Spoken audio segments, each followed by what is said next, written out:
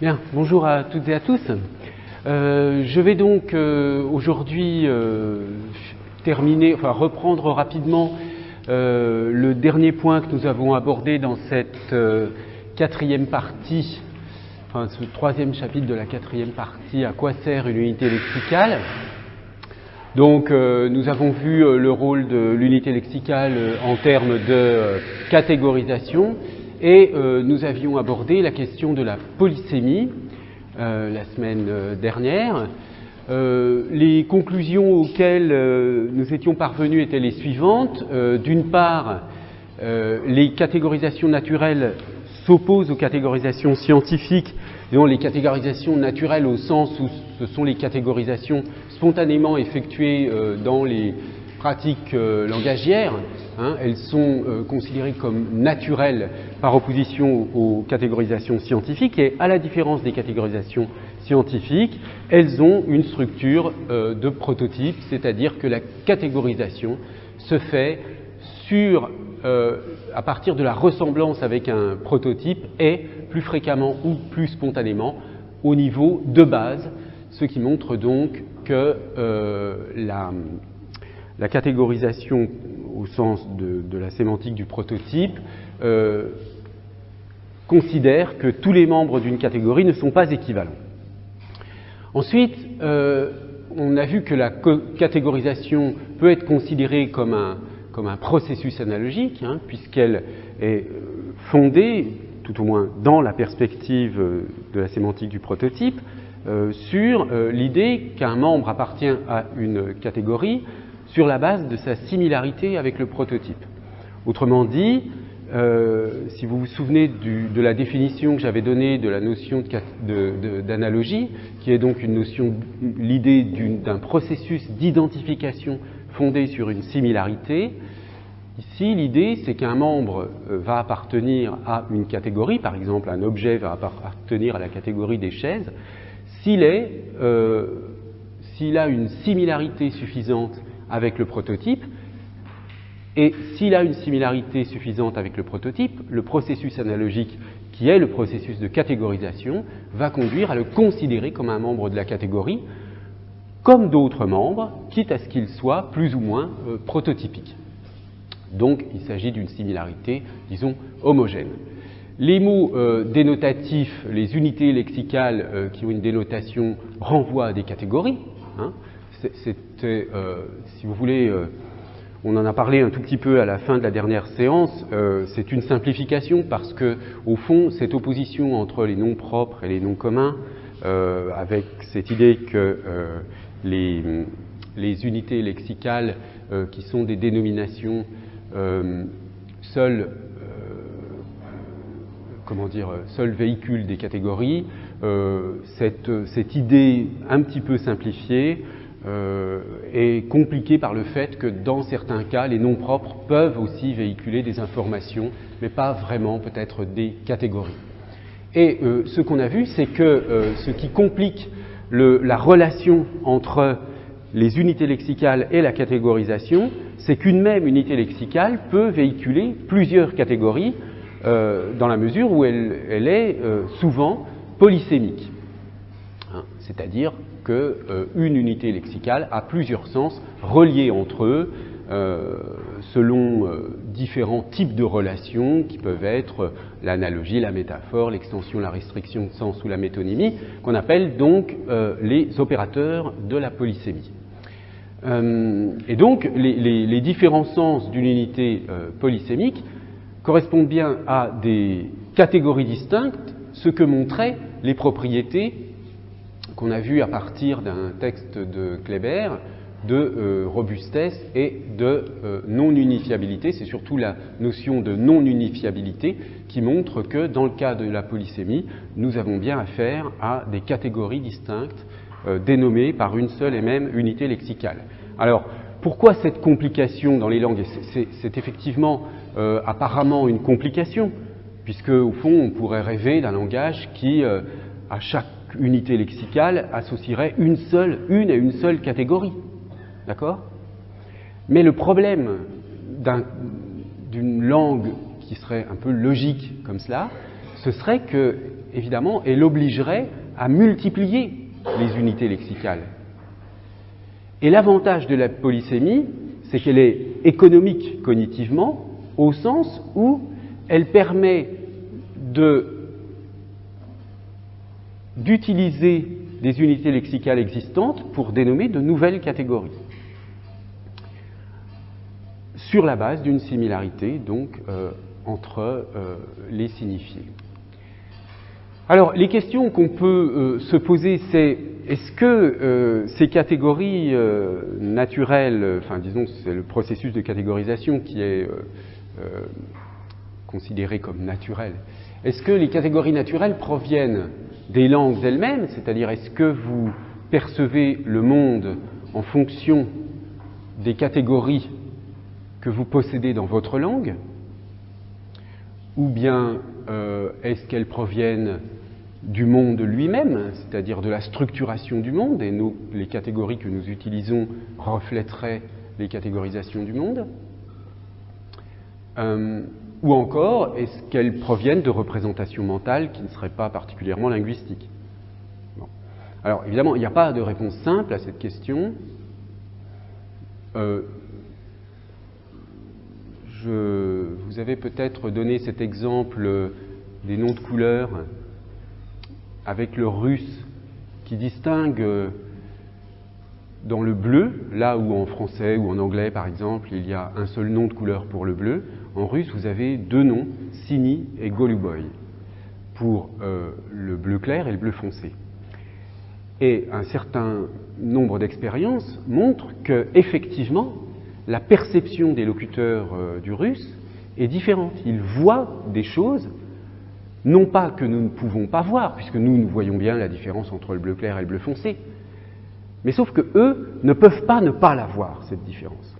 Donc il y a bien un impact des structurations linguistiques dans votre perception spontanée du monde. Oui ?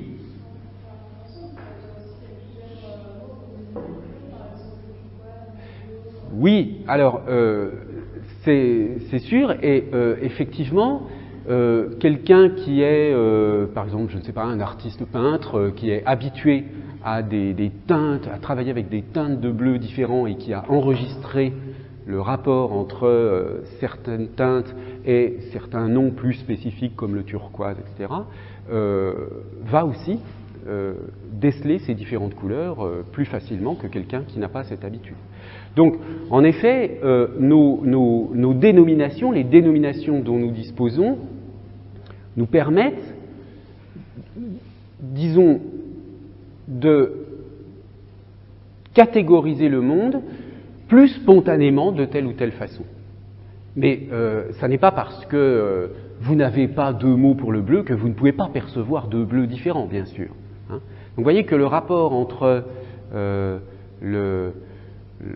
la contrainte donnée par les propriétés linguistiques des langues et votre perception du monde, elle est assez complexe, c'est-à-dire elle est en partie déterminée par la langue, mais pas complètement. Hein. Votre perception du monde n'est pas entièrement déterminée par les propriétés linguistiques. Bon, ces catégories, ce sont des processus cognitifs, hein, elles ont une réalité mentale, donc envisager la sémantique sous l'angle de la catégorisation, c'est évidemment entrer dans une démarche de linguistique cognitive. Ces processus cognitifs, donc, qui permettent de catégoriser, ont, comme on vient de le dire, des sources dans les dénominations disponibles dans les langues, mais aussi dans les informations sensorielles issues des relations que nous entretenons avec le monde. C'est-à-dire que d'une culture à l'autre, en fonction du genre de réalité auquel vous êtes confronté, vous aurez des informations sensorielles qualitativement différentes qui vont éventuellement vous rendre plus ou moins sensible à telle ou telle catégorie, dont certaines pourront être lexicalisées et d'autres non. Hein. Nous l'avons vu la semaine dernière avec des exemples de catégories qui existent dans certaines langues, mais pas du tout dans d'autres. Donc, il y a bien une indépendance de principe entre la catégorisation mentale et les catégories lexicales. Elles ne se recoupent pas. Il y a des catégories mentales pour lesquelles vous n'avez pas une dénomination disponible dans une langue. d'accord? Mais ça ne vous empêche pas, ça n'empêche pas que ces catégories aient une réalité. Alors, nous allons maintenant aborder la dernière partie de ce chapitre sur la sémantique lexicale. Une partie qui va être consacrée à la question de la formation des unités lexicales, donc dans laquelle je vais introduire un certain nombre de concepts tout à fait traditionnels de l'analyse lexicale, mais j'envisagerai cette question sous l'angle qui a été celui du cours depuis le début, c'est-à-dire en quoi la formation de l'unité lexicale permet de la comprendre, puisque nous avons dès le début vu que la question du sens, la question de la sémantique, c'est fondamentalement une question de compréhension. Donc, on s'interrogera sur, en particulier, vous verrez, le degré d'iconicité des unités lexicales. Je vais vous expliquer de quoi il s'agit, mais c'est vers ce point que va mener mon raisonnement. Degré d'iconicité des unités lexicales, qui en fait est, en première approximation, un degré de transparence, c'est-à-dire plus l'iconicité est grande, plus vous pouvez découvrir le sens de l'unité lexicale facilement. Alors, je rappelle quelques éléments vraiment de base pour commencer. Tout d'abord, la notion de morphème avec un certain nombre de distinctions classiques. Alors, la distinction entre morphèmes lexicaux et morphèmes grammaticaux, je n'y reviens pas, nous en avons déjà parlé, nous avons vu qu'elle était tout de même pertinente malgré un certain nombre de... Ouais, il y a toujours ces bruits impossibles dans cette salle, c'est incroyable. Du coup, je suis amené à parler plus fort pour compenser. Bon. Le fait que j'enregistre, je pourrais peut-être montrer à l'administration de la Sorbonne qu'il y a vraiment un problème. Bref, alors je reprends. Donc morphèmes lexicaux, morphèmes grammaticaux, nous avons vu que traditionnellement on classe dans la catégorie des morphèmes lexicaux les noms, les verbes, les adjectifs, les adverbes, avec pour les adverbes cette exclusion des adverbes d'intensité comme si et très, ou la négation par exemple, qui sont vraiment des mots grammaticaux. Et puis, de l'autre côté, donc, toutes les autres parties du discours, les déterminants, les prépositions, les conjonctions et les pronoms, qui sont donc traditionnellement considérés comme des unités grammaticales, donc des morphèmes grammaticaux, plus donc les marques de genre et de nombre, ou les marques flexionnelles de la morphologie verbale, de temps, les marques de temps, de mode, d'aspect, qui donc sont considérées comme des affixes. Alors, on avait vu que cette distinction, bien qu'elle soit indispensable, est une distinction qui doit être pensée non pas en termes de séparation franche, mais il y a quand même un continuum pour certaines unités lexicales ou certaines unités grammaticales, enfin pour certains morphèmes, disons, certains morphèmes qui peuvent être l'un ou l'autre selon leurs emplois. Hein. On avait vu l'exemple de bien, par exemple. Bon. D'une certaine façon, vous voyez que là aussi, c'est un problème de catégorisation. Hein. Le fait de catégoriser une unité, un morphème, dans la classe des unités lexicales ou grammaticales, et là aussi il y a des éléments prototypiques de la catégorie et d'autres qui le sont moins. Bien, alors deuxième distinction, la distinction entre morphèmes libres et morphèmes liés. Donc les morphèmes libres sont les unités lexicales ou grammaticales qui sont indépendantes, comme par exemple ici précaire, ou un adverbe comme très, si, etc. C'est un mot qui s'emploie seul, alors que les morphèmes liés, qu'on appelle parfois aussi les affixes, exemple le suffixe it ici, ne peuvent pas être employés seuls. Donc c'est l'autonomie de fonctionnement, pas l'autonomie syntaxique, mais le fait qu'il s'agisse d'une unité autonome en tant que mot, si vous voulez, en tant que morphème, qui compte ici. Alors, il y a une ambiguïté qui, bon, n'est pas tellement levée par la tradition grammaticale, mais il est vrai que, en général, ce qu'on appelle les affixes, ce sont, comme vous le voyez ici, soit les affixes dérivationnels, soit les affixes flexionnels. Avec cette idée que, certes, ils ne sont pas indépendants. Hein. Un S du pluriel ne peut pas exister seul, à la différence d'une conjonction de coordination comme est, par exemple. Mais, au fond, quand vous regardez la segmentation du mot précarité ici, la base précare ne peut pas non plus être employée seule. Hein. Et pourtant, on ne la considère pas comme un affixe. Mais comme la base, une base lexicale, donc plutôt comme une unité lexicale, bien qu'elle ne soit pas autonome. Donc il y a une petite ambiguïté ici. La définition des affixes comme regroupant les affixes flexionnels et dérivationnels est définie comme étant des morphèmes liés est un peu bancale, dans la mesure où il y a des morphèmes liés, ou tout au moins des formes des morphèmes liés, puisqu'on pourrait considérer que précare est un allomorphe de précaire, mais il n'empêche que la forme précare n'est pas indépendante. Bon, alors, peu importe, ça n'est pas très grave, c'est très souvent que dans la grammaire, on a des définitions qui ne soient pas d'une clarté absolue, hein. Mais disons que la définition, ce qui pose problème, si vous voulez, c'est de dire que tous les morphèmes liés sont des affixes. Mais il est clair que tous les affixes sont des morphèmes liés. D'accord ? Bon, donc si on part de la notion d'affixe, on peut dire un affixe c'est un morphème lié et en particulier les affixes dérivationnels et les affixes flexionnels. Donc les affixes flexionnels, par opposition, donc qui sont donc les deux types de morphèmes liés, hein, affixes flexionnels et affixes dérivationnels, se distinguent de la façon suivante. Les affixes flexionnels, ils créent une forme nouvelle d'un mot existant, donc je ne sais pas moi, table au singulier, table au pluriel, ami, i au masculin, ami, ie au féminin.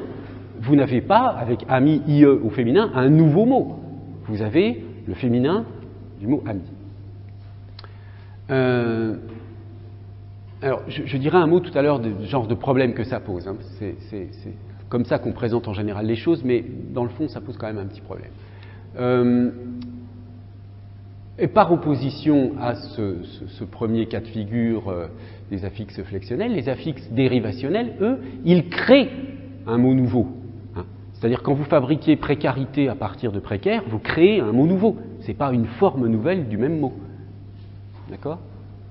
Bon, par ailleurs, les affixes flexionnels ont une certaine systématicité, c'est-à-dire que les morphèmes de pluriel en français, vous avez le S, le X, bon, pour les noms ou les adjectifs, ils sont systématiques, hein, presque toujours vous ajoutez un S, d'accord ? Même chose pour les morphèmes verbaux, c'est-à-dire quand vous conjuguez un verbe au présent, un verbe du premier groupe au présent, quel que soit le verbe que vous utilisez, vous avez toujours les mêmes morphèmes. Hein. Donc il y a une véritable systématicité. Et puis, ils forment une liste fermée, hein, les affixes flexionnels, c'est-à-dire que c'est difficile d'imaginer qu'on invente de nouvelles marques de pluriel, du féminin, ou des nouvelles désinences de conjugaison. Voyez. Alors, inversement, dans le cas des affixes dérivationnels, la liste est ouverte, hein, on peut en trouver d'autres, des nouveaux, et puis surtout, il y a très peu de systématicité. Alors, je disais tout à l'heure que vous pouvez fabriquer donc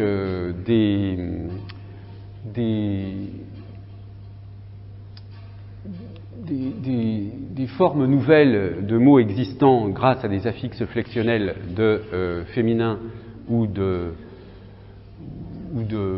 pluriel, hein, mais systématiquement.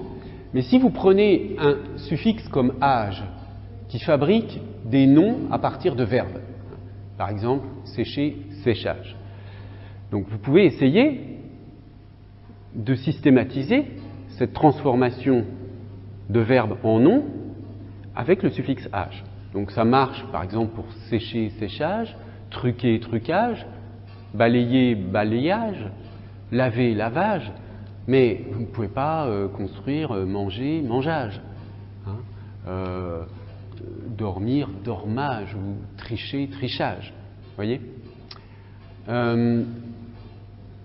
C'est cela, cette absence de systématicité de la morphologie dérivationnelle. Cela dit, cette absence de systématicité est un problème de normes linguistiques. Ça n'est pas un problème de régularité de la construction. Je veux dire que le mot trichage, par exemple, vous pouvez très bien le comprendre. On pourrait imaginer qu'un enfant le produise. Bref, c'est une formation régulière. C'est une formation régulière, mais qui n'est pas validée par la norme. C'est-à-dire qui n'est pas encore dans le lexique. Mais bon, pourquoi pas, rien n'empêche qu'un jour, elle y soit. Je me souviens d'un exemple là que je n'ai pas mentionné, de Bally, Charles Bally, un grand linguiste, qui disait à propos du suffixe -eur qui construit des noms de couleurs à partir des adjectifs, hein, rouge, rougeur, que jauneur était inimaginable. Bon, en fait, jauneur, on le trouve, j'avais vérifié sur Google, on trouve la jauneur de son teint, etc., quelqu'un qui a le teint un peu jaune.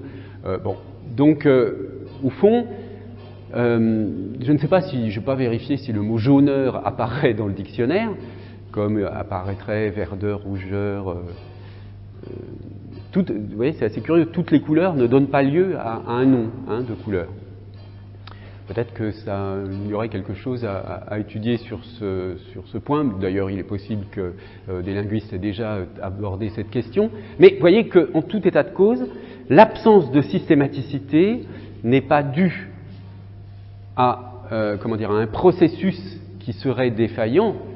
Le processus, il n'est pas défaillant, le processus constructif, il n'est pas défaillant, c'est la norme, l'évolution de la langue, le côté peut-être un peu arbitraire là, du fait qu'une langue retient tel type de formation et pas tel autre qui est en jeu. Alors, parmi les affixes dérivationnels, on distingue trois types. Les préfixes, donc qui sont placés avant la base, les suffixes qui sont, comme vous le savez, placés après la base, et les infixes, alors il n'y en a pas en français, qui sont entre deux éléments. Alors une petite distinction, enfin précision lexicale pour les termes techniques, ce qu'on appelle base par opposition à radicale, la base c'est l'élément sur lequel opère un affixe, par exemple le suffixe ation, et a pour base ici nationalise. Is a pour base nationale. D'accord ? La base, c'est l'ensemble de ce sur quoi s'adjoint l'affixe. Et le radical, c'est le dernier morphème une fois que tous les affixes ont été enlevés, par exemple nation pour nationalisation. D'accord ? Alors cette distinction entre radical et base, elle n'est pas là aussi beaucoup d'auteurs. Disons, il n'y a pas tellement de consensus sur ces notions. L'idée, là, il n'y a pas un enjeu théorique extrêmement important, mais il faut être clair dans les définitions. Disons que... Alors, en revanche, le terme de racine s'applique à toute autre chose. Hein. C'est plutôt un terme qu'on utilise en diachronie. On va dire, par exemple, que dans respirer, on a une racine spire qui vient de spirare, et qu'on va retrouver dans inspirer, expirer, etc. Bon, pour ce qui concerne les affixes flexionnels, comme je le disais tout à l'heure, les marques de genre, de nombre, de temps, d'aspect, de mode.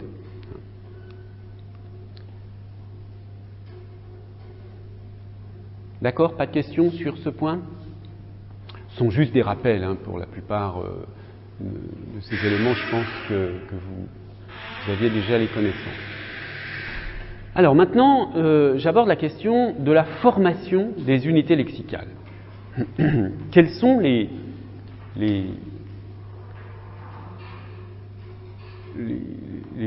sources, outre l'héritage, c'est-à-dire outre le fait que certains mots sont directement hérités en français du latin ou du grec, quelles sont les sources possibles pour la formation, quels sont les procédés possibles de formation des unités lexicales?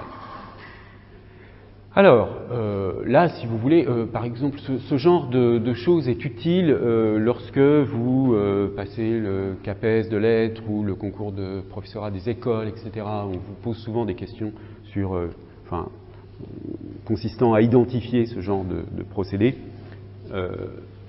Alors, le premier cas de figure, l'emprunt, qui est tout simplement le fait on crée une unité lexicale en prenant un mot d'une langue étrangère. Alors en français, vous savez bien que il y a beaucoup d'anglicismes. Je fais une toute petite parenthèse. J'ai oublié de vous dire tout à l'heure, je vous ai dit à propos du féminin, quand je vous ai dit que ami, ie était le féminin de ami, que c'était quand même une présentation qui pose un certain nombre de problèmes. Alors, il y a en effet beaucoup de cas où l'alternance masculin-féminin ne correspond pas, si vous voulez, à un maintien d'une espèce de radical du masculin qui serait juste mis au féminin. Alors, les exemples classiques, ce sont des exemples comme un couturier, une couturière. Un couturier, on pense à un grand couturier, une couturière, c'est une petite main. Il y a, je sais pas, un professionnel, une professionnelle. Alors, un professionnel, c'est quelqu'un qui est un spécialiste d'une. Mais une professionnelle, ça peut désigner en français une prostituée. Bref, il y a toutes sortes de cas où il y a une dissymétrie entre le masculin et le féminin. Et un certain nombre de recherches en ce moment essaient justement de faire en sorte qu'on cesse de considérer le féminin comme une sorte de simple mise au féminin de quelque chose qui est au masculin. Autrement dit, le féminin ajoute quelque chose, modifie le radical de base et modifie, disons, le radical, et nous n'avons pas forcément un radical constant lorsque nous avons la forme masculin et la forme féminin du mot. D'accord ? Mais pour l'instant, les dictionnaires ne présentent pas les choses de cette façon-là. Ça va peut-être changer. Pour l'instant,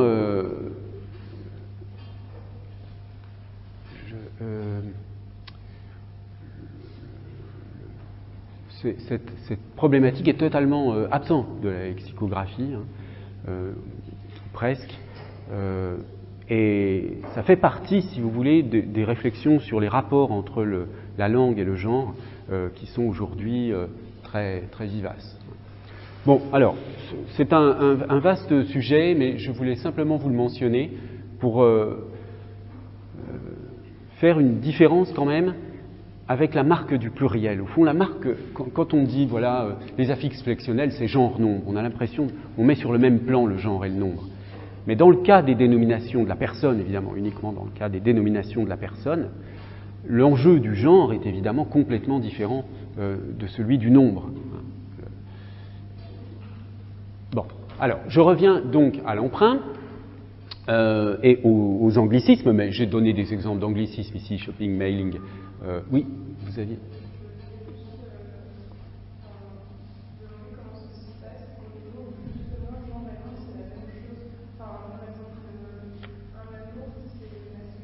Ah oui. Oui, alors ça, ce sont des cas, hein, Amour, Délice, Orgue, ces trois exemples, bon, qui sont un peu des particularités très isolées du français. Là, en l'occurrence, on n'a pas affaire à des cas de dénomination de la personne. Hein. Ce sont des objets ou des entités abstraites. Et là, il est possible aussi que je ne sais pas si cette particularité, par exemple pour amour, se maintiendra dans l'histoire de la langue française. Ça n'est pas certain. Bref, en tout cas, c'est une autre problématique que celle de la problématique du genre, de la dénomination des personnes. Donc, un cas particulier de l'emprunt, c'est ce qu'on appelle le calque. C'est-à-dire qu'on a fabriqué en français le mot souris pour la souris d'ordinateur en calquant l'anglais mouse, qui avait déjà fabriqué le mot souris d'ordinateur à partir de mouse. Vous voyez qu'au lieu d'emprunter le mot mouse, on a traduit cette création lexicale par polysémie de l'anglais. Bon, la nuance est faible, mais il y a quand même une différence entre créer une polysémie dans la langue et emprunter la polysémie d'une autre langue. Même chose pour gratte-ciel, là c'est plus visible, skyscraper, qui est donc le calque. Donc gratte-ciel étant le calque de skyscraper. Ensuite, vous avez la dérivation affixale, donc avec préfixation, suffixation. On y reviendra plus tard dans le détail. La dérivation non affixale, donc qui s'appelle aussi la conversion. Donc par exemple, l'adjectif portable, qui est lui-même un dérivé affixal, dérivé par affixation de portée.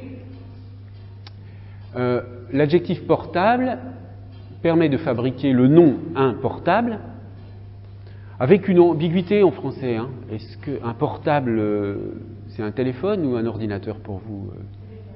Un téléphone? Pour tout le monde?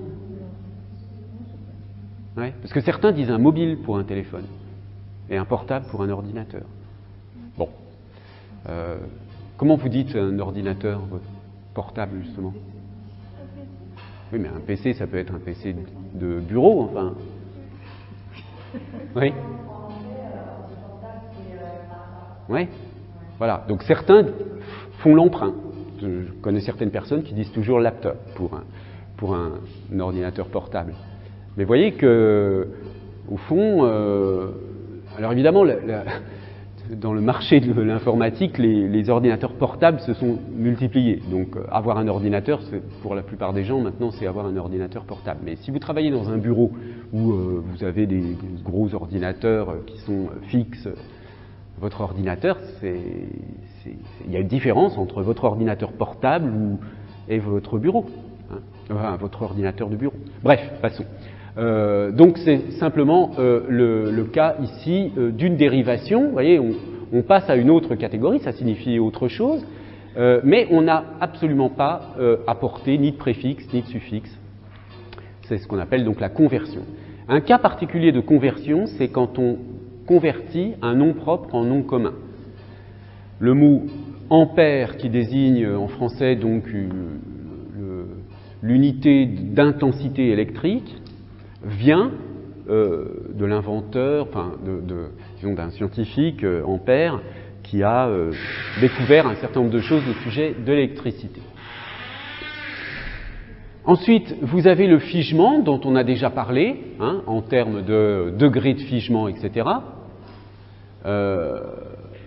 Notez que, dans le figement, je vous rappelle, on n'a pas de compositionnalité. On ne peut pas, à la limite, je veux dire, dans portable, vous pouvez avoir une intuition que le suffixe able, c'est quelque chose qu'on peut porter. Mangeable, quelque chose qu'on peut manger.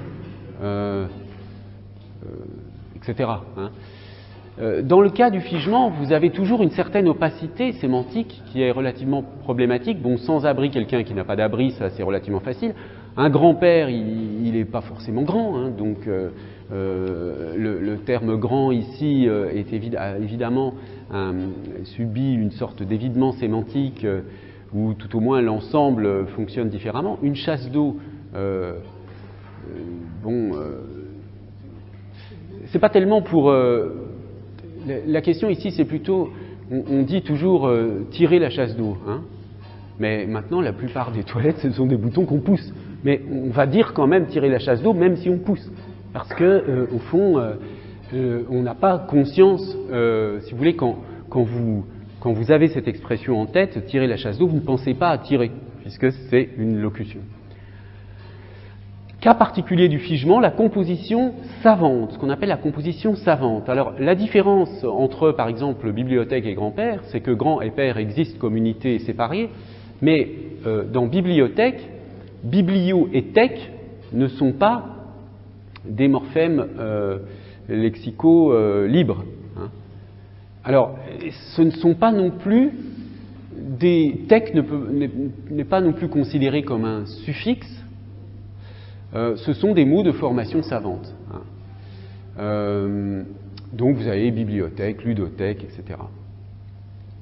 Ensuite, vous avez le cas du mot valise qui associe la composition et la troncation. La troncation, c'est-à-dire le fait de couper un mot. Alors vous connaissez peut-être ce mot alicament. Un alicament, c'est un aliment qui est en même temps un médicament. Vous voyez, on vous vend des yaourts ou je ne sais quoi, comme étant des choses qui en même temps vous nourrissent, mais en même temps vous guérissent de, je sais quoi, cholestérol, peu importe. Donc c'est un aliment qui est un médicament, donc on a coupé aliment, ali, et on a mis la fin de médicament, alicament. D'accord ? C'est un procédé assez courant aujourd'hui. Et puis enfin, 3 procédés aussi très courants. La troncation, l'acronymie et la siglaison. Alors la troncation, c'est le fait de couper le mot, hein, tout bêtement, dire le périph' au lieu du périphérique, dire un appart au lieu d'un appartement. L'acronymie, c'est... Pardon ? Ça n'est pas tout à fait la même chose. Vous voyez, vous avez... Alors, la différence entre acronymie et siglaison, ça ressemble beaucoup. Hein. UNESCO, c'est les premières lettres de... Union, etc. Enfin, bon, je ne sais même plus d'ailleurs. PDG, c'est président, directeur général, etc. Mais la différence, c'est qu'ici, vous ne dites pas c'est l'UNESCO. Vous prononcez l'acronyme comme si c'était un mot. Non, il n'y a pas de point. Là, oui, là, on peut mettre des points, mais dans RATP, il n'y a pas de point. Hein. En revanche, la différence, pourquoi RATP est bien un sigle et pas un acronyme, c'est parce que vous ne dites pas la RATP. D'accord ? Si c'était un acronyme, vous diriez la RAPT. La RATP. Bon, donc voilà, c'est une différence formelle entre acronyme et sigle. Alors, pour identifier les unités lexicales construites, puisque vous voyez que dans tous ces cas, à part dans le cas de la conversion, on a affaire à des mots construits. Hein, c'est-à-dire, ce ne sont pas des unités, par exemple, nationalisation n'est pas une unité polylexicale, d'accord ? C'est monolexical, il y a un seul mot, à la différence de grand-père qui est polylexical. Mais nationalisation est une unité monolexicale construite, parce qu'elle est décomposable en plusieurs éléments. Le mot nation, en revanche, est une unité lexicale non construite. Alors, comment est-ce qu'on est sûr qu'on décompose bien un mot en synchronie et que les segmentations que l'on opère ne sont pas fausses ou artificielles, etc. Alors, il y a 3 critères qui sont la paradigmaticité, la compositionnalité et la minimalité. Bon. Alors, si vous prenez détordre, par exemple, la paradigmaticité, ça veut dire que chaque segment doit exister dans d'autres unités lexicales, ou alors exister seul comme unité lexicale, mais attention, il faut qu'on conserve le sens. Alors, quand vous prenez détordre, vous voyez que détordre au sens de remettre droit ce qui a été tordu, d'accord ? Détordre existe, par exemple, le dé existe dans dépoussiérer, dans divers mots où il signifie à peu près la même chose. On peut aussi comparer détordre, retordre. Donc, cette notion de paradigmaticité, elle signifie que les unités constituant l'unité lexicale construite doivent exister dans des listes, des paradigmes séparés. Le D forme un paradigme, il y a toutes sortes de mots en D, où D a toujours la même signification. D'accord ? Vous voyez que dans déterminé, il y a bien D, mais il va de soi que le D de déterminé ne fait pas partie du paradigme de détordre. De détordre, dépoussiérer, dératiser, etc. D'accord ? Pourquoi ? Parce que on voit bien que le rapport entre tordre et détordre n'est pas du tout du même ordre que le rapport entre terminé et déterminé. Sinon, déterminé, ça voudrait dire le contraire de terminé, ça voudrait dire commencer à la limite. Bon, c'est pas du tout le cas. Bien. La compositionnalité, c'est l'idée que le sens doit résulter, ou tout au moins doit être motivé, c'est pas forcément un résultat complètement transparent, mais bon, doit résulter du sens de ces segments constituants. Donc on l'a vu pour détordre, il y a bien le sens de dé, le sens de tordre, et le sens de détordre, c'est l'addition des deux. Dé, c'est un sens d'inversion, tordre, il a son sens, et donc détordre, c'est inverser le sens de tordre. Ou enlever, etc. Alors que, encore une fois, pour déterminer, on ne peut pas du tout analyser le sens global de déterminer à partir du sens de terminer, ou à partir du sens de dé. Et puis enfin, le dernier critère, c'est la minimalité, c'est-à-dire qu'une fois que vous avez coupé, vous ne pouvez pas segmenter plus loin. D'accord ? Pour détordre, oui. Oui, tous sont liés. Ils sont liés, mais ce sont des aspects différents du même phénomène. Hein. Ce sont des aspects. Voilà.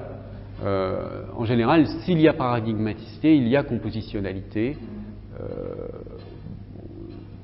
Il y a peut-être des exceptions, mais je n'ai pas d'exemple là auquel j'ai pu penser. Alors, déterminer, en revanche, en latin, de determinare était, lui, une unité lexicale construite, parce qu'on pouvait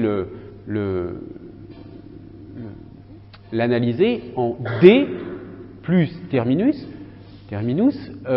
la préposition D n'ayant pas du tout le sens négatif qu'on a dans détordre, hein, mais déterminer, le terminus étant un point d'arrêt, une borne par exemple, déterminer c'est poser une borne. Donc il y a bien une relation de sens entre les deux, et c'est là où il faut faire attention à la distinction entre synchronie et diachronie. Un mot peut être analysable en diachronie, mais ne plus l'être en synchronie. C'est-à-dire ce sens de D qu'on avait, qui était possible en latin, ne l'est pas en français. Je ne peux pas segmenter ici. D'accord ? J'ajoute un dernier point sur cette question, sur la problématique générale de l'identification des morphèmes. C'est qu'on a dans certains cas des variations morphologiques. Donc par exemple le préfixe négatif 1, in, je sais pas qu'on a dans utile, inutile, par exemple, il peut avoir d'autres formes, il dans légal, illégal, im dans possible, impossible, ir dans réel, irréel, mais en fait, in, il, im, ir sont trois formes du même préfixe négatif 1. Et ces trois formes différentes, on les appelle des allomorphes. Allomorphes d'un même morphème. Vous avez le même morphème, mais qui a des signifiants différents. Alors ensuite, la distribution de ces signifiants n'est pas forcément complètement aléatoire, mais il n'empêche que globalement, ils ont un signifié équivalent. Alors maintenant, j'aimerais voir avec vous un certain nombre d'exemples en deux étapes. D'abord, on va regarder, parce que j'avais fait le travail pour l'année 2016 du Petit Robert illustré, un certain nombre de mots nouveaux du Petit Robert illustré pour essayer d'examiner quels sont leurs procédés de formation. Et puis ensuite, on verra pour les mots nouveaux du Petit Robert en 2018. Alors, parmi les mots nouveaux 2016 du Petit Robert illustré, il y avait agroécologie. Alors, agroécologie, est-ce que vous voyez ce que ça veut dire? Ce que ça peut signifier?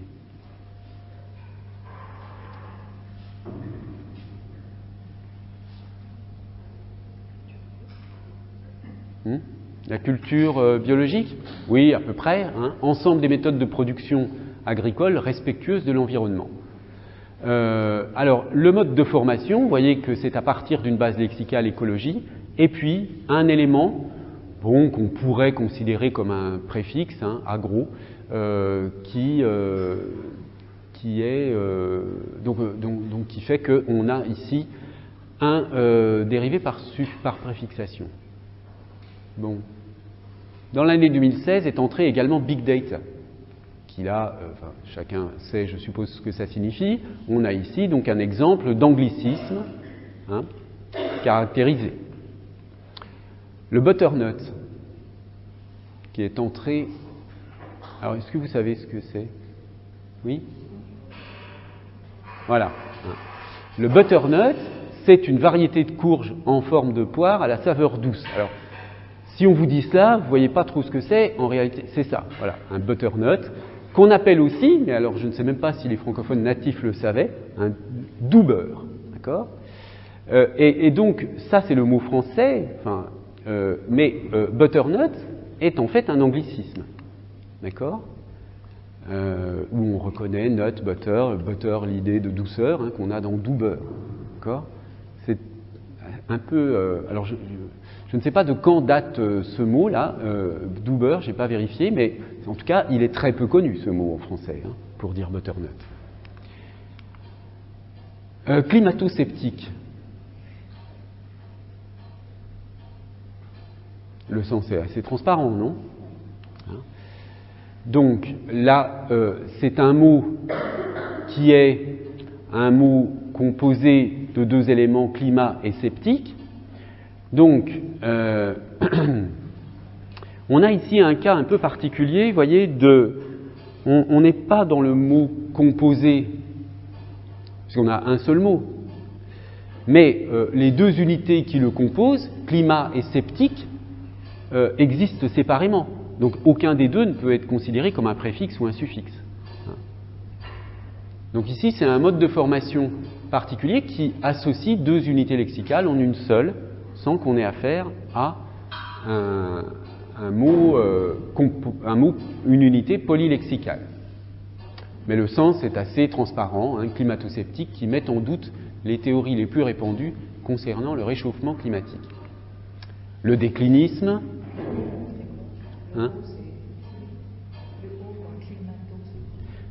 c'est une sorte de lien morphologique. Oui, mais la plupart des mots construits de cette façon ont un O lexical, pour des raisons un peu compliquées, mais notamment qui viennent du fait que le O est très peu utilisé dans la grammaticalisation, si vous voulez, comme morphème pour donner des informations grammaticales. Vous avez le I, le A, etc. en français, mais le O est très peu utilisé pour donner des informations grammaticales. Du coup, il est disponible pour les informations lexicales de ce genre. D'ailleurs, vous avez dans certains cas des hésitations entre le I et le O.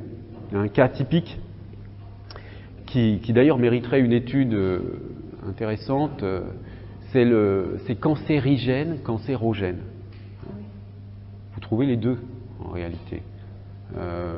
Cancérigène, cancérogène, je ne sais pas lequel des deux vous paraît le plus naturel. Bon, la différence ici, c'est que gène dans cancérigène, cancérogène n'est pas un mot autonome. Ça ne veut pas dire la même chose que le gène au sens de génétique, mais au sens des gènes, l'ADN, etc., etc. Donc on est quand même dans un procédé de formation un peu différent, mais on a ce O aussi, ou ce I qui a un morphème un peu vide qui sert à relier les unités dans une seule unité monolexicale. Donc déclinisme assez transparent, un mot par suffixation, d'accord, un dérivé par suffixation classique, hein, qui désigne une théorie selon laquelle un pays serait en déclin.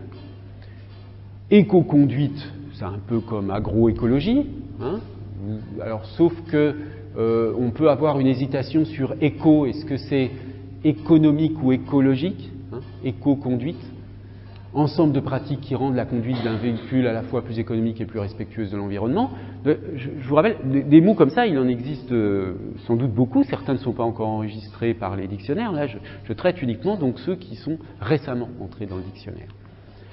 Grainothèque, alors c'est le même type de formation que bibliothèque, ludothèque, etc. Donc c'est une formation, soit on la considère comme étant un procédé de formation de composition savante, comme bibliothèque, ludothèque, soit à la rigueur on peut considérer tech comme un suffixe. Bon, il n'y a pas un enjeu très grand dans cette distinction, mais je pense que si je vous avais demandé ce que c'était qu'une grainothèque, vous auriez pu deviner quand même si ça vous paraissait bizarre qu'on ait des endroits pour garder les graines. Pardon ? Un nouveau mot pour grenier. Oui, c'est ça. Un grenier, c'était ça, mais là, dans une culture écologique, on a des grainothèques. Alors, un gyropode, ça c'est intéressant comme cas. Est-ce que vous pouvez deviner son sens ? Alors, essayez de voir les éléments constituants. Oui ? Voilà. Ouais. Alors, c'est juste, hein ? Pardon ? Un pied amovible. Gyropode. Donc, vous avez tout à fait raison, hein, il y a bien gyre qui a l'idée de tourner et pod qui signifie pied. Donc, qu'est-ce qu'on peut fabriquer comme sens avec ça ? Eh bien, la réponse, c'est ça. Un gyropode, c'est un véhicule électrique monoplace constitué d'une plateforme sur deux roues que le conducteur debout manœuvre à l'aide d'un manche. C'est ça, le gyropode. D'accord ? Alors, vous voyez que c'est quand même assez difficile, même si, une fois qu'on le sait, on peut mémoriser plus facilement gyropode, parce qu'on sait que gyre, ça veut dire tourner, pod, pied, c'est-à-dire que, bon, on est à pied, mais il y a un truc qui tourne, bon. Mais en tout cas, ça ne suffit pas pour accéder au sens à partir des éléments constituants. À la différence, par exemple, de déclinisme, même si vous n'aviez jamais entendu le mot déclinisme, vous pouvez assez facilement... Bon, c'est ça la notion d'iconicité des unités lexicales qu'on va examiner plus tard. Un autre exemple extrêmement intéressant, c'est le potelet. Alors, est-ce que vous avez une idée de ce que peut être un potelet ? C'est un exemple très très intéressant. Alors, allez, lancez-vous. Vous avez une idée ? Oui, mais qu'est-ce qui vous vient à l'esprit ? Un petit pote. Alors, ce qui est juste dans ce que vous dites, c'est petit quand même. On perçoit bien qu'avec « est », au final, il y a petit. Un animal. Alors, est-ce que quelqu'un d'autre a des hypothèses ? Alors, un petit pot.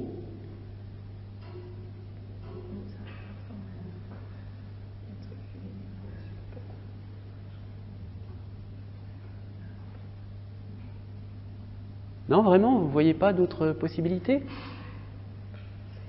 Bon, je me souviens que l'année dernière, quelqu'un m'avait trouvé un truc assez marrant en disant c'est un copain un peu grassouillet, un pote.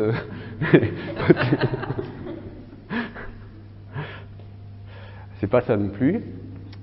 À partir de petits pots, vous êtes sur la voie. Mais c'est pas...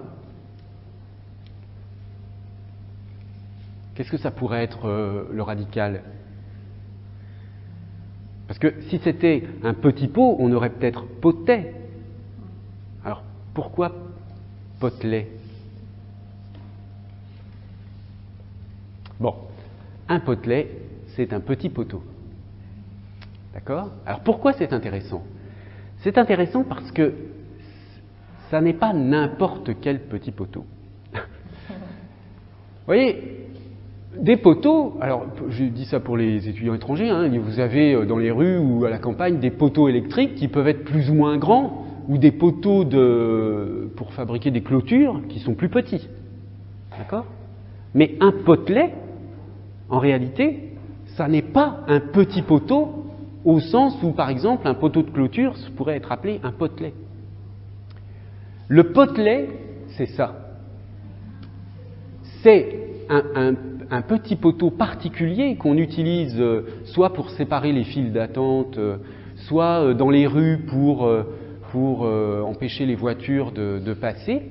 Donc vous voyez que ce qui est intéressant, si vous vous souvenez de ce que je vous avais expliqué pour dépoussiérer. Vous avez dit dépoussiérer, on ne peut pas dire c'est enlever la poussière d'une manière générale, parce que si vous avez une poussière dans un œil, vous ne pouvez pas dire je me dépoussière l'œil. D'accord? Qu'est-ce que ça signifiait cet exemple? Ça signifiait que le sens global de l'unité, même s'il y a l'idée de dé-enlever et poussière, il y a toujours un doute tout de même sur le fait que le sens global soit entièrement déductible du sens des unités qui le composent. Et ici, c'est la même chose. Un potelet, d'accord, c'est un petit poteau, mais si on a créé ce mot, pourquoi on aurait besoin, tout d'un coup, d'un mot pour dire qu'il y a des poteaux plus petits que d'autres, hein, si c'était ça les réalités? Vous voyez?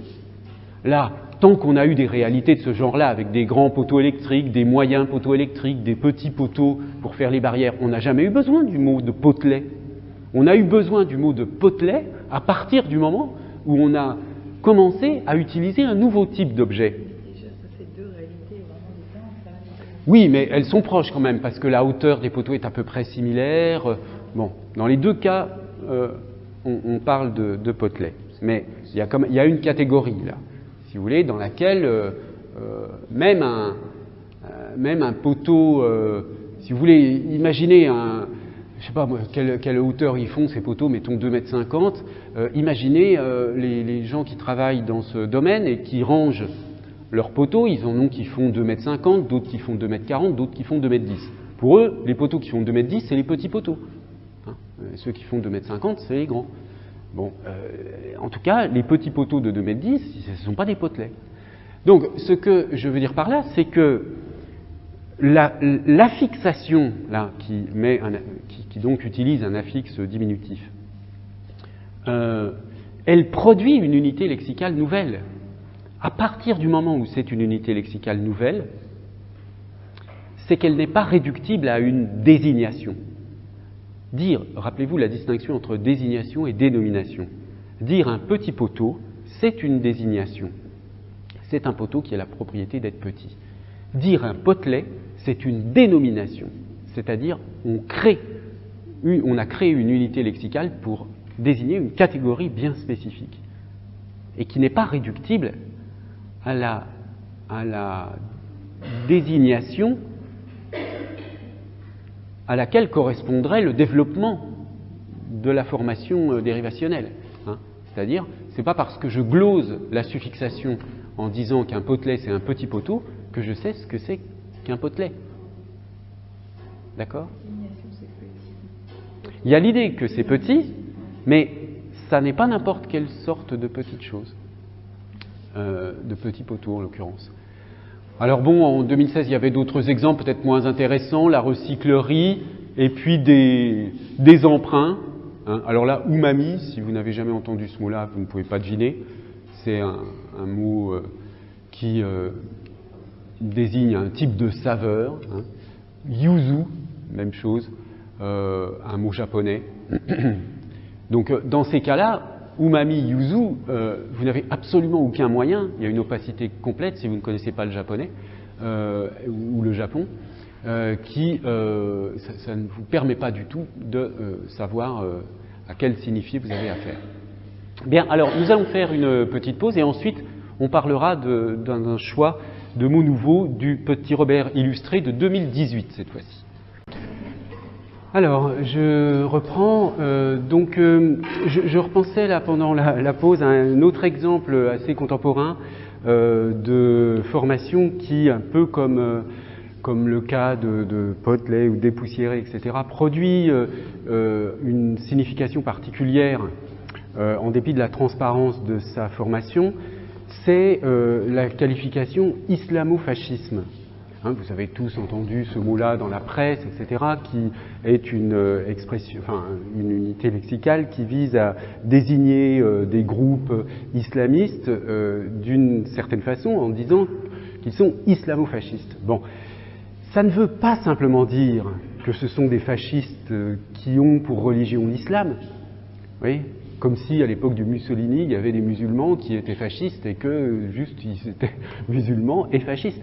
L'islamo-fascisme, c'est une entité à part qui est construite par certains intellectuels. On peut discuter d'ailleurs de sa pertinence, peu importe, c'est pas là mon sujet.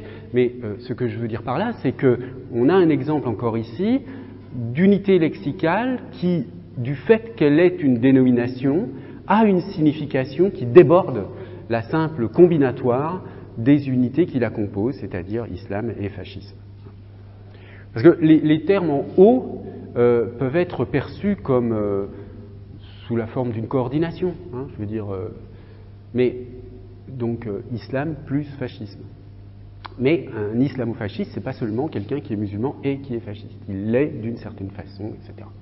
Alors, les mots, donc, 2018, certains mots nouveaux, je ne les ai pas tous pris, évidemment, ça nous prendrait beaucoup trop de temps, du Robert illustré, et on va procéder de la même façon, c'est-à-dire on va essayer de voir si vous pouvez deviner le sens du mot, c'est-à-dire s'il est suffisamment transparent ou pas.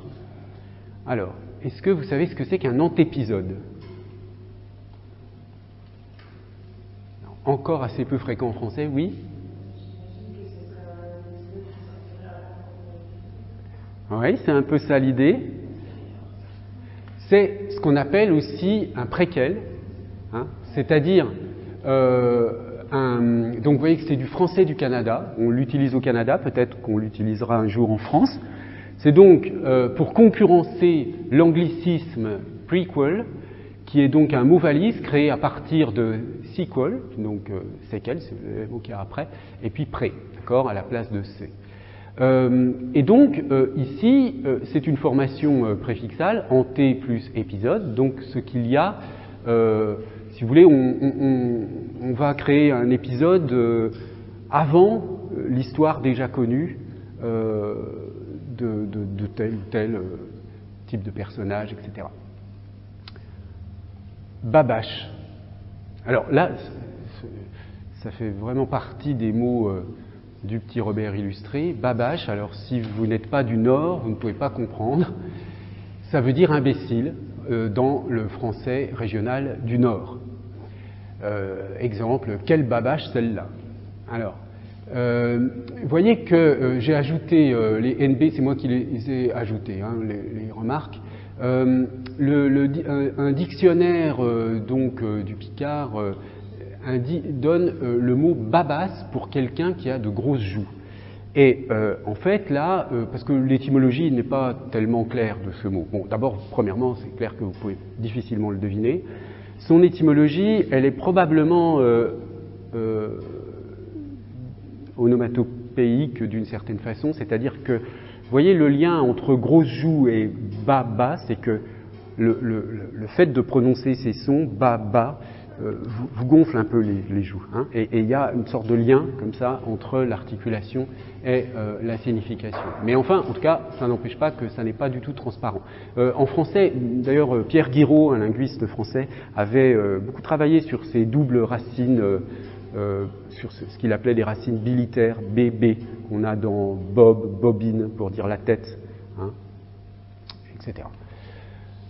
Alors, bomber, ça, je pense que vous connaissez. Bomber ou bombers, c'est un anglicisme ici, hein, un blouson inspiré de celui des bombardiers américains. Cramine.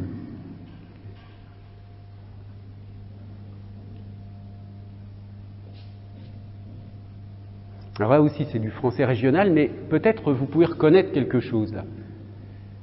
Oui ? quelque chose qui a à voir avec la brûlure. Oui, c'est ça. Sauf que, vous voyez, il est associé à la famille du latin cremare, mais c'est un froid intense qui brûle la peau. En Suisse, hein, c'est un mot familier suisse. Donc en février, il fait en général bien plus froid. Il fait alors une sacrée cramine. Mais bon, c'est du français de Suisse. Alors, déradicaliser, ça tout le monde comprend. On a donc une formation là avec des préfixations et des suffixations assez intéressantes hein, d'ailleurs, à partir de radical, radicaliser, déradicaliser. Donc rendre moins radical, une formation assez transparente par dérivation. Alors un flexitarien ou une flexitarienne. Oui?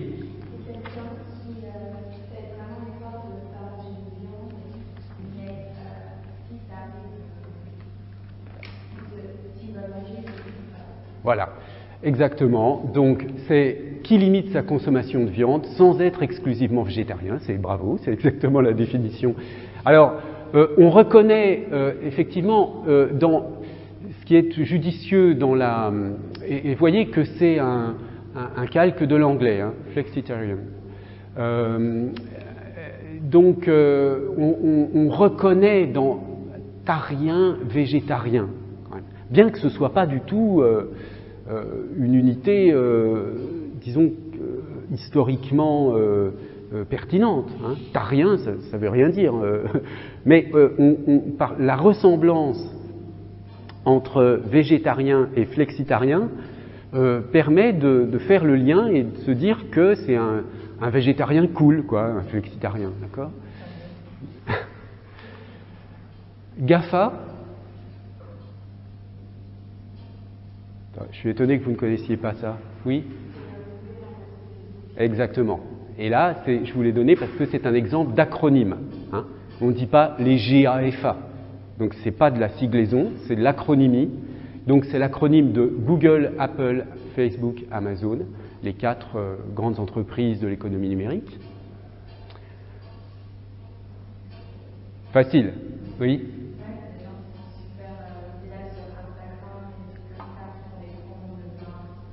Ouais. Donc c'est une personne qui a une influence sur les décideurs ou sur l'opinion. Alors, vous voyez que c'est un mot assez transparent dans le sens où on va dire qu'un influenceur, c'est quelqu'un qui influence. Mais là aussi, c'est comme Potley, comme islamofascisme, etc. Influenceur ne se dit pas de n'importe qui. Par exemple, je ne sais pas, si moi j'ai une influence sur vos idées linguistiques, je ne suis pas un influenceur. Donc le terme d'influenceur, c'est effectivement celui qui a une influence sur l'opinion, mais dans un certain univers qui est l'univers des réseaux sociaux de manière générale. Kirigami.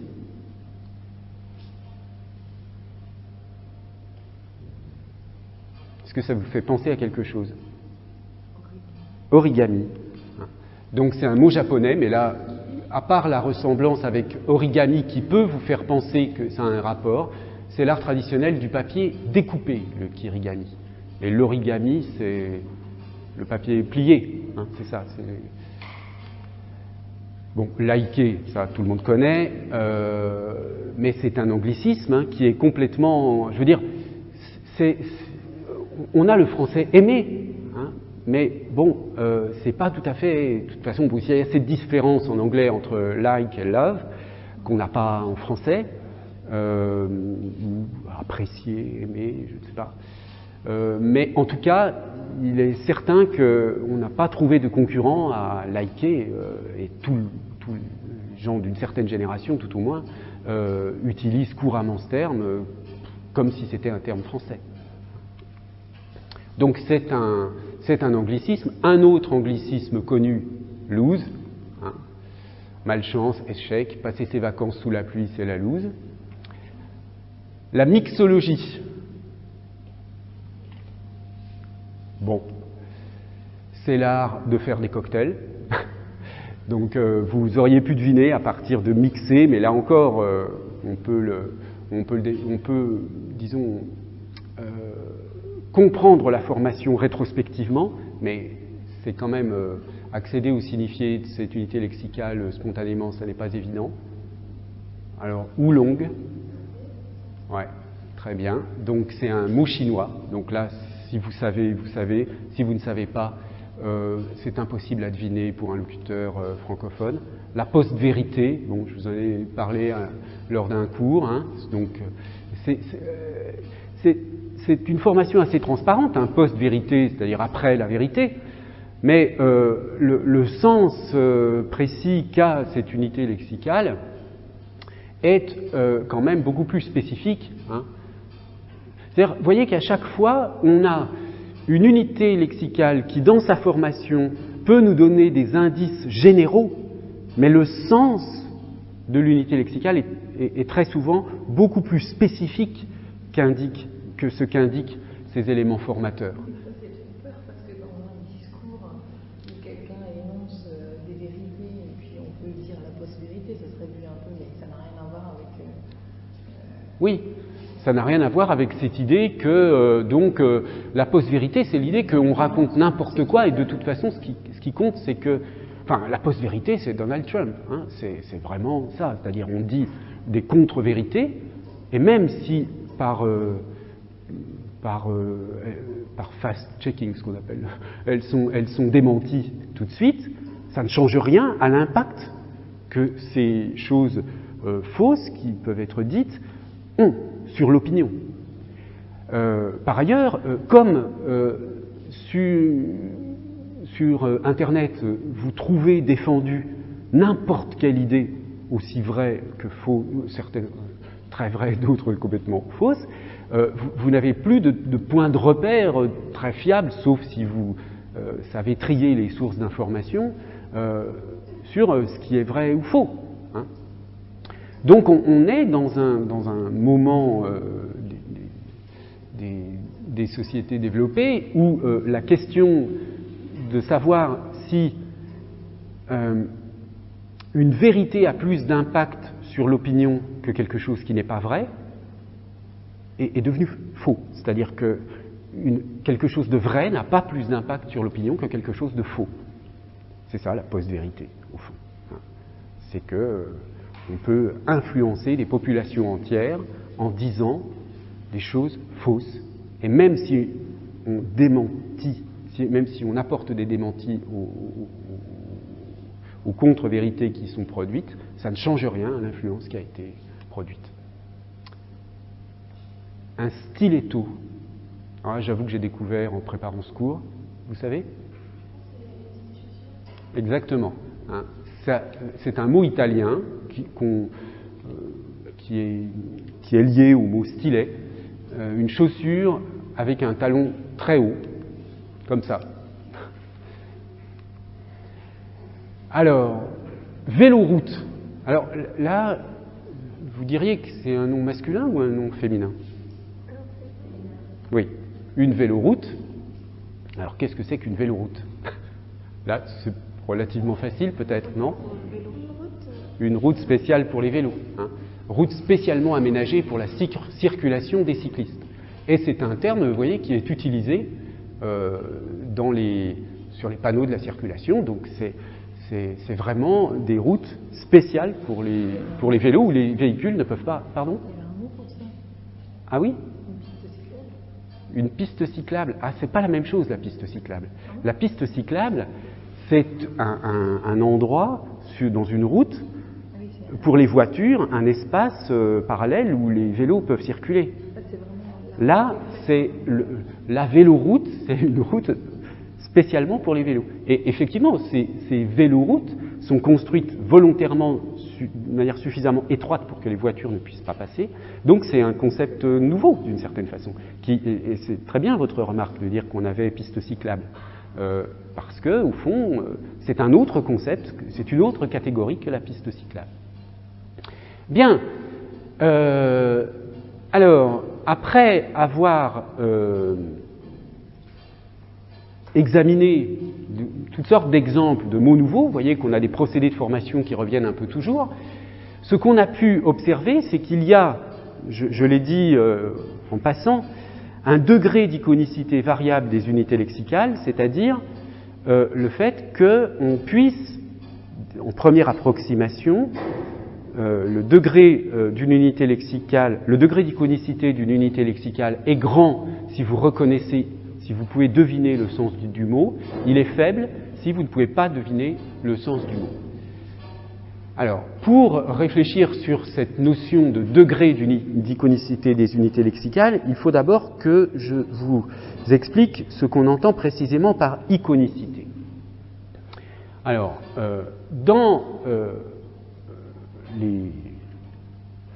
c'est un mot qui est couramment utilisé aujourd'hui, enfin depuis au moins une vingtaine d'années dans la linguistique, qui désigne grosso modo une similarité entre forme et contenu, entre signifiant et signifié, si vous voulez. Et donc là aussi, c'est un phénomène d'analogie, parce que s'il y a iconicité, on effectue un processus analogique à partir de ces similarités entre signifiant et signifié. Alors je vous donne une définition qui est proposée par Olga Fischer, qui est une des spécialistes de cette question et qui organise tous les 2 ans un colloque sur... Enfin, depuis maintenant, depuis il y a eu une dizaine de colloques déjà d'organisés, donc depuis 20 ans, vous voyez, un colloque sur l'iconicité dans le langage et dans la littérature, parce que c'est aussi un concept qui est utile en littérature. Et elle est donc à la tête d'un projet qui s'appelle Iconicity Research Project, qui donc explore cette notion sous toutes sortes d'aspects. Alors voici comment elle définit l'iconicité. L'iconicité comme notion sémiotique, donc c'est une notion sémiotique, on verra qu'elle vient du fondateur de la sémiotique qui s'appelle Charles Sanders Peirce, donc renvoie à une ressemblance naturelle ou une analogie, donc vous voyez que l'iconicité est définie comme une analogie, entre la forme d'un signe, le signifiant, que ce soit une lettre, un son, un mot, une structure de mot, ou même une absence de signe, c'est-à-dire un morphème zéro. Donc entre la forme du signe et l'objet ou le concept, donc le signifié, auquel il réfère dans le monde, ou plutôt dans notre perception du monde. D'accord ? Donc, cette notion d'iconicité, elle associe elle vise à caractériser le fait qu'il peut y avoir, dans certains cas, une similarité entre la forme du signe et l'objet ou le concept auquel réfère le signe. Donc, vous voyez que c'est un concept qui,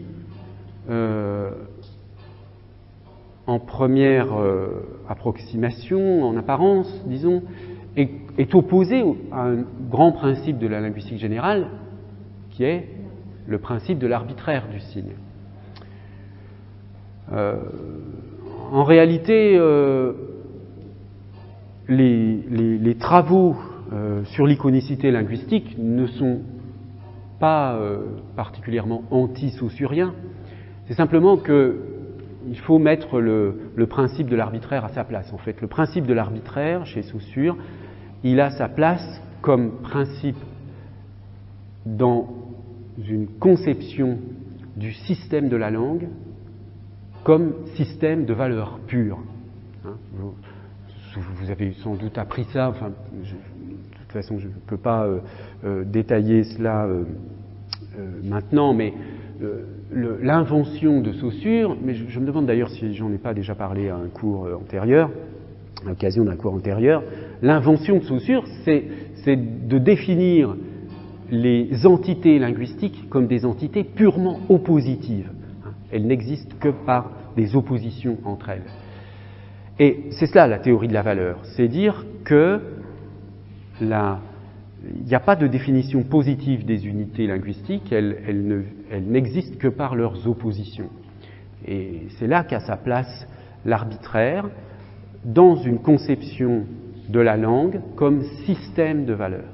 Mais il y a aussi chez Saussure, parallèlement, ça, c'est un point de vue, si vous voulez, épistémologique, hein, qui permet, si vous voulez, de préserver l'idée que les langues puissent évoluer, etc. Changer, qu'il y ait des phénomènes diachroniques qui existent. Mais il y a aussi chez Saussure une autre conception du système de la langue, qui est le système comme mécanisme de la langue, donc organisation interne, logique interne du système. Et dans cette logique interne du système, la possibilité qu'il y ait des choses qui ne soient pas du tout arbitraires, est ouverte. Hein.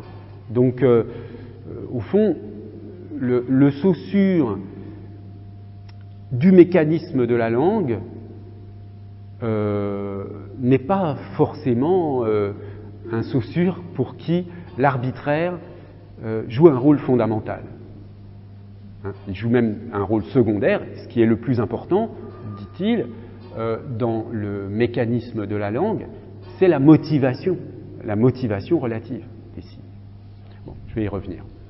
Alors, une fois qu'on a défini l'iconicité comme une analogie hétérogène, donc pourquoi hétérogène? Parce qu'elle est entre une forme et un contenu, entre un signifiant et un signifié, donc entre deux choses de nature différentes. Une fois qu'on a défini donc l'iconicité comme une analogie hétérogène entre forme et contenu du signe, on peut distinguer deux types de similarités selon qu'elles sont binaires ou proportionnelles. Alors, premier type, la similarité entre le signe et l'objet peut être due à des traits communs qui sont inhérents au signe et à l'objet. Et donc, par une inspection directe du signe iconique, on peut récupérer des informations vraies au sujet de cet objet. C'est ce qu'on appelle donc, c'est le cas lorsqu'on parle d'iconicité d'image. Hein, iconicité d'image, comme dans le cas d'un portrait ou d'une onomatopée comme coucou, et le signe est appelé une image iconique, disons en français. Alors, le cas des onomatopées a souvent été considéré comme un cas tout à fait marginal dans les langues. En fait, aujourd'hui, la recherche s'intéresse de manière plus sérieuse à ces phénomènes qui sont plus généraux que ce qu'on a pu imaginer longtemps. Bon, vous voyez que, je ne sais pas, pour prendre l'exemple de coucou, l'oiseau nommé coucou est nommé ainsi parce que le son qu'il produit lorsqu'il fait coucou. Bon.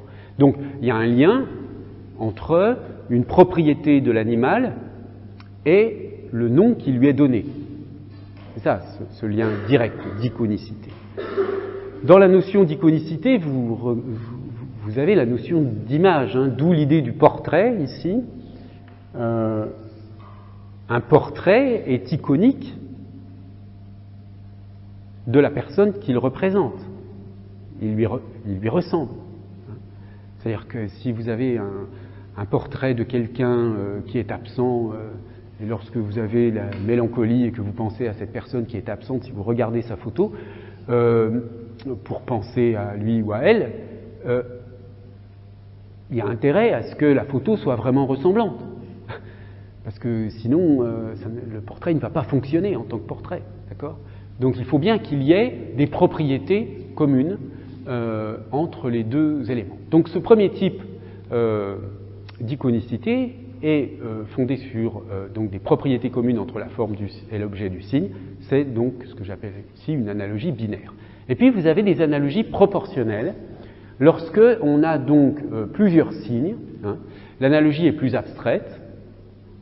On a affaire alors à une iconicité diagrammatique qui est fondée sur une relation entre des signes qui reflètent une relation similaire entre des objets ou des actions. Par exemple, une séquence temporelle d'action est reflétée par une séquence de 3 verbes dans la phrase de César, Weni, Widi, Wiki. Et dans ce cas, le signe, donc, qui est ici une structure syntaxique de 3 verbes, est un diagramme, un diagramme iconique. Alors on parle d'iconicité diagrammatique, hein, iconicité diagrammatique. Donc ce deuxième type d'iconicité est fondé sur une similarité relationnelle entre signe et les objets du signe. Alors, si on reprend cet exemple Weni-Widi-Wiki, parce que c'est tellement évident qu'on a parfois de la peine à se représenter ce que signifie là cette iconicité diagrammatique, c'est l'idée que vous avez, donc Weni-Widi-Wiki, je suis venu, j'ai vu, j'ai vaincu, une succession dans la réalité, si vous voulez, hein, une succession d'événements. D'abord, je suis venu, ensuite, j'ai vu, et ensuite, j'ai vaincu. D'accord ? Or, dans la phrase, Weni-Widi-Wiki, la succession des trois mots reflète bien la succession des événements. D'accord ? Alors, dans les langues, en général, vous avez deux possibilités, soit des langues qui obligent à ce que la succession des événements se reflète dans la succession des unités linguistiques. D'autres langues, vous avez les deux possibilités, comme dans les langues qui nous sont familières. Hein, en français, vous pouvez très bien, ou en anglais, vous pouvez très bien décrire une série d'événements d'une manière iconique, comme cela, ou bien d'une manière en utilisant après que, avant que, etc., d'une manière différente. Hein. Mais il n'y a pas de langue où il n'y a pas cette possibilité où vous auriez une sorte d'impossibilité de l'iconicité diagrammatique dans l'énoncé d'une succession d'événements. Bon, alors, ces deux types d'iconicité sont vus comme un continuum, hein, c'est-à-dire que ces deux catégories d'iconicité ne sont pas perçues comme étant, disons, deux catégories bien séparées, hein, clean-cut categories. Elles forment un continuum qui va du reflet parfait, donc une relation sémiotique qui est presque indépendante de n'importe quelle langue particulière, jusqu'à une relation qui devient plus suggestive et qui est plus dépendante des langues.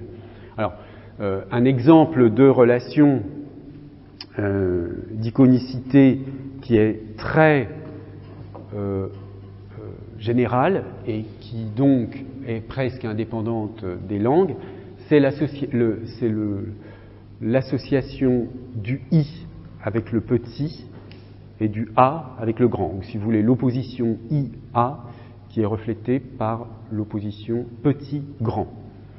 Dans beaucoup de langues, il y a toujours des exceptions, mais statistiquement, on remarque que les mots qui contiennent des i désignent des choses petites, et les mots qui contiennent des a, des o désignent des choses grandes. Pourquoi ? Parce que quand vous prononcez un i, vous avez la bouche fermée, l'aperture de la voyelle i est petite, alors que lorsque vous prononcez un a, vous avez la bouche grande ouverte. Hein. Quand vous prenez les noms de personnages dans les livres d'enfants, hein, la petite souris, elle s'appelle comment ? Elle s'appelle Mimi, toujours, hein, ou quelque chose comme ça. Elle s'appelle. Vous ne trouverez pas un livre d'enfant où la petite souris s'appelle Momo.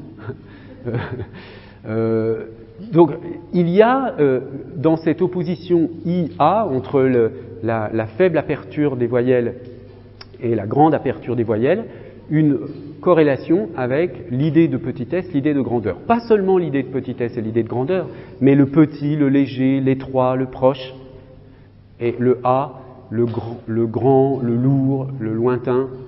D'ailleurs, en français, vous avez les pronoms ici, là, etc., qui correspondent à cette distinction. Et alors, c'est à la fois, si vous voulez, cette motivation, elle est à la fois articulatoire, c'est-à-dire, comme je vous le disais, hein, vous ouvrez grand la bouche pour les A, les O, vous la fermez pour les I, mais elle est aussi acoustique, c'est-à-dire que le I correspond à des sons aigus, le A, le O à des sons graves, et il y a une association qui est une correspondance transmodale entre l'aigu et le petit, par exemple, et le grave et le gros, pour des raisons purement physiques. Hein. un objet petit, il fait un bruit aigu, un objet gros, lourd, il va produire un bruit grave. D'accord ? Alors, et inversement, vous avez d'autres correspondances qui sont beaucoup plus spécifiques à certaines langues et qui n'existent pas dans d'autres. Bien, donc cette notion d'iconicité, on y reviendra la semaine prochaine, elle est redécouverte depuis un certain nombre d'années, mais il est vrai qu'à la faveur de ce malentendu sur l'arbitraire, avec cette idée qu'on a cru que l'arbitraire était un principe, disons, qui était applicable à la description des langues, eh bien, ce type de recherche a été pendant des années complètement négligé. Et aujourd'hui, en particulier dans les perspectives cognitives, on s'y intéresse beaucoup plus pour des raisons que je vous expliquerai plutôt la semaine prochaine. Donc, on a pris qu'une partie de ce que disait Saussure et on en a fait. Voilà, on a retenu une partie. Voilà. Bah, pas forcément parce que le reste était plus compliqué, mais... Pas pour les spécialistes. Bah, pour des raisons un peu complexes quand même, mais en tout cas, c'est le fait que souvent l'iconicité est vécue, le travail sur l'iconicité est vécu comme une lutte contre l'arbitraire, alors que c'est un autre problème, finalement. Ce sont deux problématiques différentes, c'est ça que je veux dire. Voilà, merci donc de votre attention et à la semaine prochaine.